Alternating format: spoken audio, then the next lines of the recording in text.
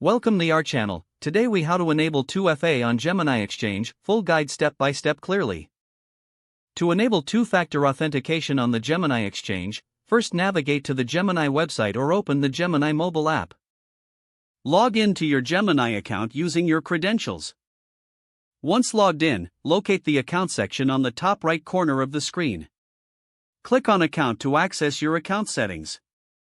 In the Account Settings menu, find and select the Security tab. Under the Security settings, look for the option labeled Two-Factor Authentication or 2FA. Click on the Enable button next to the Two-Factor Authentication option.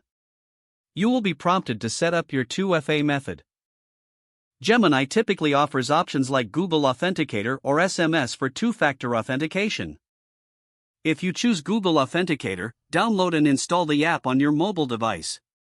Open the Google Authenticator app and select the option to add a new account. You will see a QR code on your Gemini screen. Use the Google Authenticator app to scan the QR code. Once scanned, the app will generate a 6-digit authentication code. Enter the code displayed in the Google Authenticator app back into the Gemini site to confirm. If you opt for SMS authentication, enter your mobile phone number when prompted. Gemini will send a verification code via SMS to the number provided.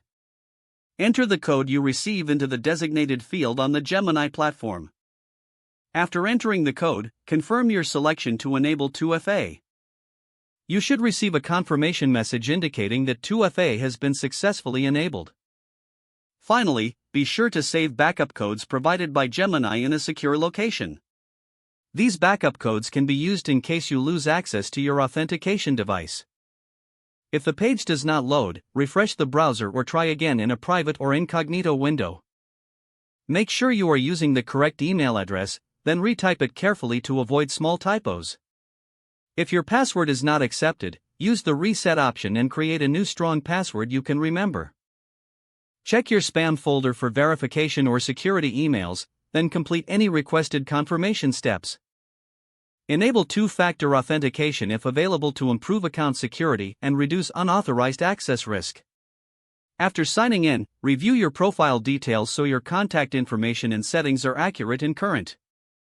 If you see an error message, note it down and try again after restarting your device and internet connection. Don't forget to like this video and subscribe to our channel for more step-by-step tech guides.